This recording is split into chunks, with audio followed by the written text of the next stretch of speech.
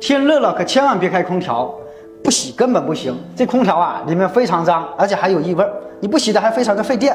自己在家怎么洗？看我的。第一步，先拔掉电源；第二步，打开机盖，然后取下滤网；第三步，把空调清洗剂喷在蒸发器上，静置15分钟。趁这个时候把过滤网刷洗一下，然后冲洗干净。第四步，装上过滤网，插上电源，打开制冷运行15分钟，脏东西就会随着冷凝管排出去了。是不是特别简单？我都是用的这款空调清洗剂，还赠送了积水袋、长短刷子等6件套，不会弄脏墙面，比请师傅上门清理还省了几10块。自从有了它，我是每个月都会清洗一次空调。我也不知道为啥它这么好用，反正我只知道用它洗完空调，吹出来的风都是淡淡柠檬清香，空调开一整天，别提多舒服了。我注意到这款超级白的空调清洁剂还有杀菌、灭螨虫的功效，那这就是特意查到的质检报告。